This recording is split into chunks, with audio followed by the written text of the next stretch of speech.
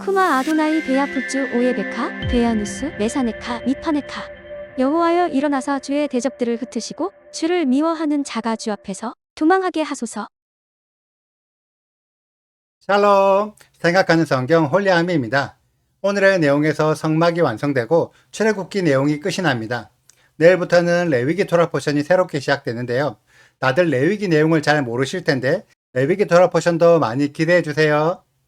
오늘의 말씀에서 성막이 완성되고 나니 34절을 보면 성막에 구름이 덮이고 여호와의 영광이 충만하다고 기록되어 있습니다.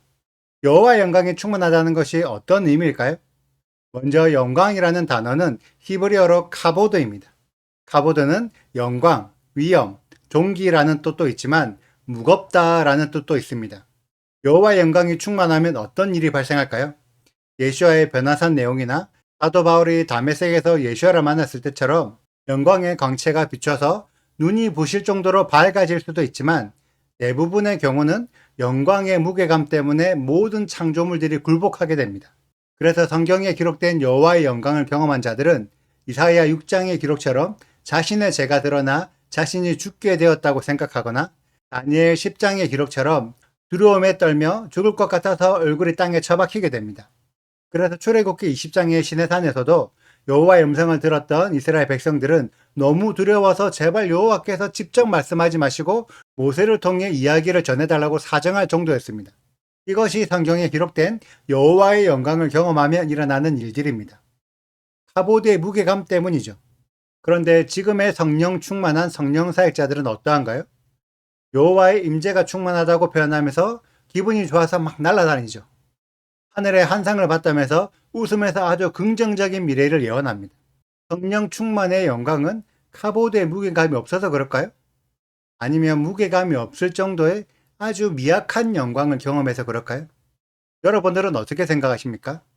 성경이 말하고 있는 진짜 여호와의 영광은 모세도 회막에 들어가지 못할 정도로 무거운 영광입니다. 왜 영광이 충만한데 모세는 회막에 들어가지 못할까요?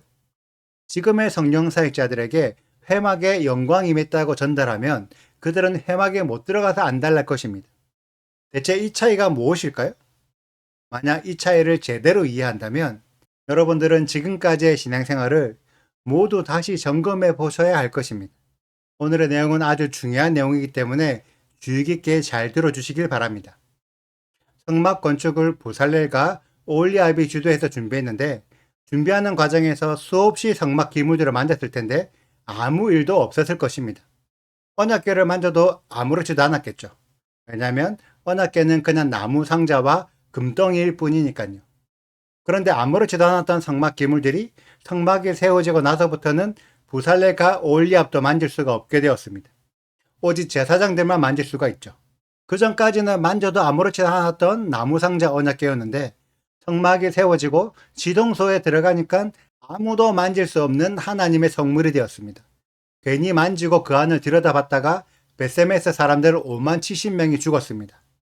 이것이 무엇을 의미할까요? 아무렇지도 않았던 성막 기물들이 완성되고 성막이 세워지면 그때부터 성막의 질서도 함께 세워집니다. 마냥 자유로웠던 나무 상자인 언약궤가 성막이 세워지면서부터 체계가 잡히고 하나님의 질서 안에서 새롭게 정렬됩니다. 그렇기 때문에 이제부터는 아무도 만질 수가 없게 되었죠. 이렇게 성막과 함께 성막의 질서가 세워졌기 때문에 모세도 회막 안에 못 들어갔던 것입니다.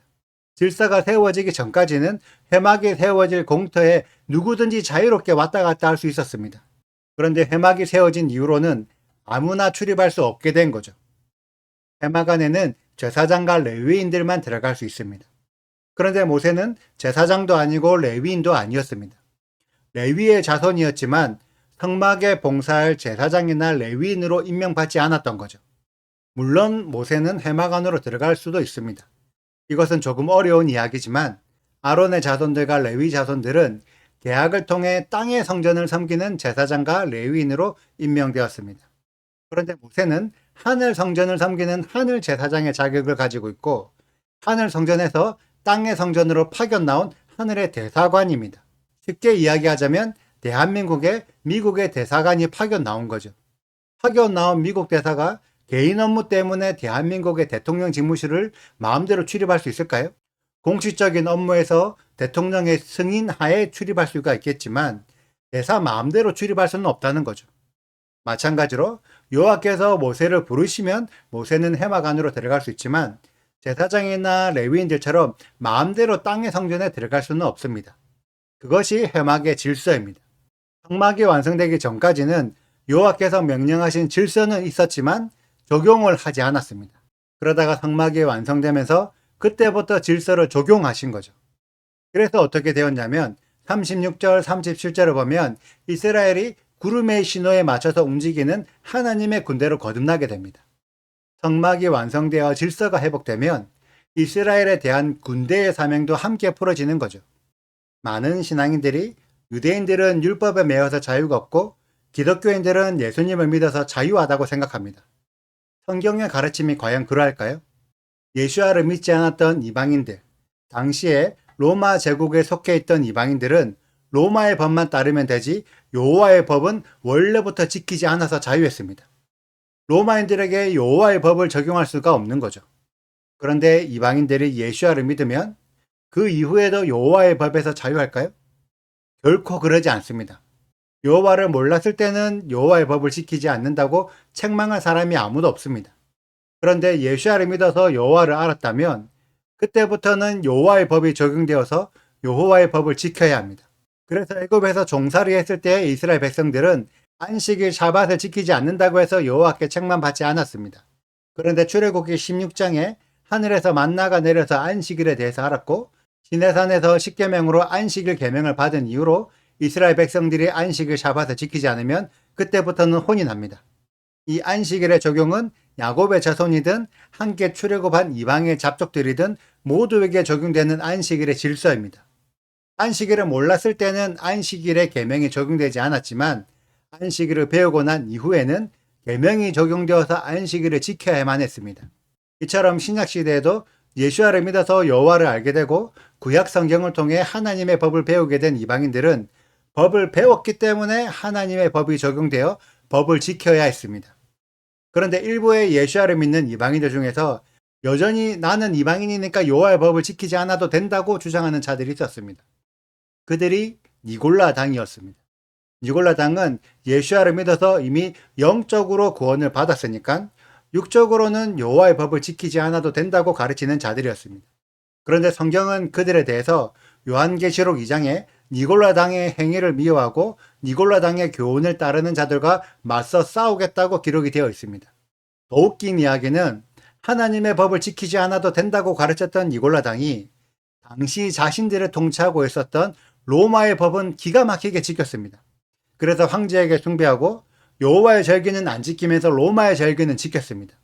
진짜 영적으로 구원을 받았다면 로마의 법도 안 지켜야 하는 것 아닌가요? 기독교인들은 예수님을 믿어서 여호와의 법에서 자유한 것이 아니라 니골라 당의 교훈을 따르고 있기 때문에 로마의 법은 지키지만 여호와의 법을 안 지켜서 자유한 것입니다. 이러한 행위는 성막의 기물들을 다 만들어 놓고 성막을 세울 생각을 하지 않는 것입니다. 로마는 동물로 속죄 제사를 드리지 않았기 때문에 로마의 법을 따라 동물 제사를 드리는 성막을 인정하지 않고 거부하기 때문이죠. 그래서 이미 완성된 언약궤, 완성된 떡상과 메노라와 분향단을 하나님의 성물이 아니라 장난감처럼 가지고 노는 거예요. 아무렇게나 이해를 하고 아무렇게나 해석하는 거죠. 왜냐하면 성막이 세워지기 전에는 부살레가 오홀리압이 아무리 만져도 아무 일도 안 일어났으니까요. 성막이 세워져야 성물이 되는데 성막을 세우지 않으면 그냥 예쁜 장식물에 불과합니다. 그 상태에서 나오는 여호와의 영광이 얼마만큼 충만할까요? 그런데도 장식물에서 나오는 하나님의 임재에도 만족을 하니까 그 상태에서 나오는 무게감 없는 영광만 취하고 있는 거예요. 성막을 안 세우니까 얼마나 자유로워요. 무섭지도 않고. 그게 지금의 교회가 말하는 성전입니다. 세워지지 않는 성전, 세울 필요도 없는 성전. 우리들에게 진짜 필요한 것은 여호와의 영광이 아니라 여호와의 질서입니다. 질서 안으로 들어가야 우리도 이스라엘이 되는 거예요. 가나안의 백성들은 여호와의 질서를 따를 필요가 없었습니다. 어차피 진멸의 대상이니까요. 여호와께서 그들에게는 율법도 주지 않으셨습니다. 줘봤자 안 지킬 거니까. 여호와의 율법은 지킬 수 있는 자들에게 주는 여호와의 선물입니다. 여호와의 통치 안으로 들어오라고 새 예루살렘 파티에 초대장을 보내는 거예요. 이미 그것을 경험한 유대인들, 이미 성막과 성전을 세워본 유대인들만 그 질서의 귀중함을 알고 여전히 하나님의 율법을 지키려고 발버둥 치는 거예요. 한 번도 성막을 세워본 적이 없는 로마인들은 여호와의 율법의 가치를 모르기 때문에 지킬 생각도 하지 않고 율법을 지키는 유대인들을 학살해 왔습니다. 하나님의 법을 지킨다고 로마의 법을 따르지 않았기 때문이죠. 지금도 동일합니다. 지금도 성경에 기록된 그대로를 지키려는 자들을 기독교는 이단이라고 터부시합니다. 곰곰이 생각해 보십시오. 기독교의 가르침을 따르지 않으면 이단입니까? 아니면 성경의 가르침을 따르지 않으면 이단입니까? 스스로의 신앙생활을 한번 생각해 보세요. 내가 얼마나 성경에 기록된 그대로를 따르고 있는지. 분명한 것은 그리스도인들이 생각했던 사도 바울과 니골라당이 생각했던 사도 바울은 완전히 다른 사도 바울이었습니다.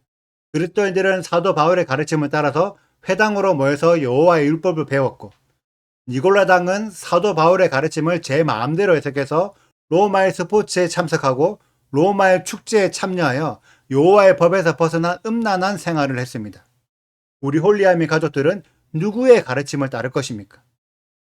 성막이 세워져서 여호와의 영광이 충만하여 성막에 들어가지 못하는 것이 좋습니까? 아니면 성막을 세우지 않아서 언약궤와 성막 기물들을 마음껏 가지고 노는 것이 좋습니까? 어떤 여호와의 영광을 원하십니까? 여러분들이 생각하는 성령 사역자들이 여호와의 영광에 굴복하여 언약궤에서 흘러나오는 여호와의 음성을 듣기를 원하십니까? 아니면 성막을 무너뜨리고 로마의 황제와 교황의 음성을 듣기를 원하십니까? 어떤 성령 사역자들이 여러분들을 이끌어주는 것이 좋을까요?